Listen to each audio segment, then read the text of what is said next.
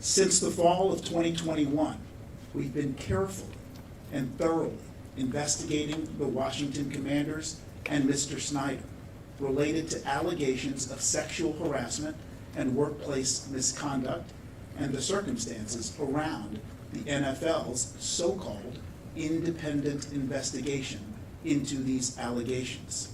We've interviewed numerous witnesses, including former team employees who witnessed and experienced the conduct at issue. We reviewed thousands of internal documents produced by the Commanders and the National Football League, including emails.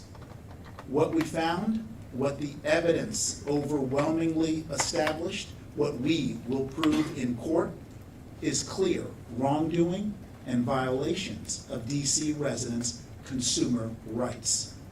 The defendants lied about what they knew, and then they lied about what they were going to do about it, all in the service of protecting image and profit. First, we allege that Mr. Snyder lied to DC consumers when he denied knowing anything about the allegations of a hostile work environment and culture of sexual harassment. In fact, the evidence shows Mr. Snyder was not only aware of the toxic culture within his organization, he encouraged it and he participated in it. Mr. Snyder exerted a high level of personal control over everything the Commanders did, and his misconduct gave others permission to treat women in the same demeaning manner.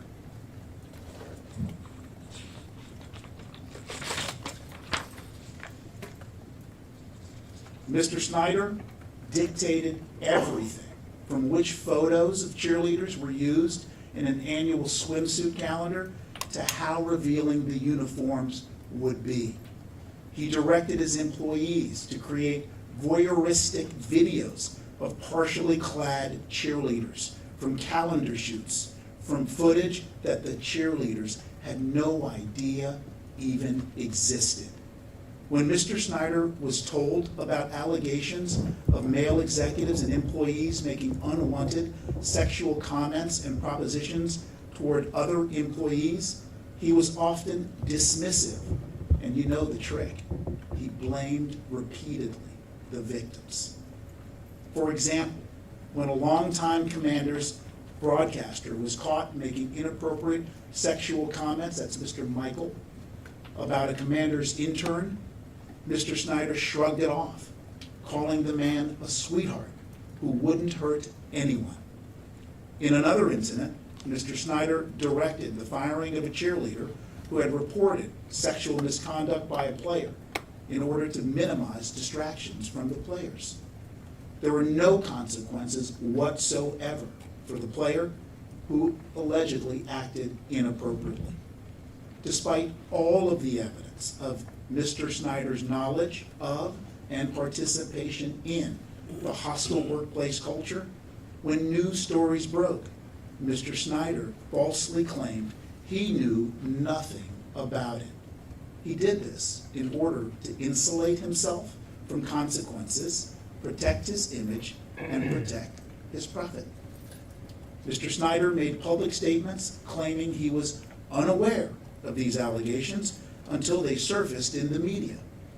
He also claimed he had been too hands-off as an owner and allowed others to have day-to-day control over the team.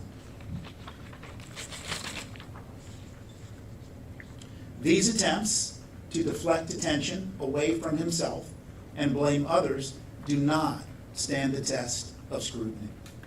They're false statements designed to mislead the fans that Mr. Snyder needed to continue to make profits and to continue to burnish an image that was not squared off by the facts. Second, we allege that the National Football League and its commissioner, Roger Goodell, Mr. Snyder, and the Commanders misled the public about what was being done to address the allegations of harassment and the toxic culture that the commanders maintained. They did all of this to hide the truth, protect their images, and let the profits continue to roll.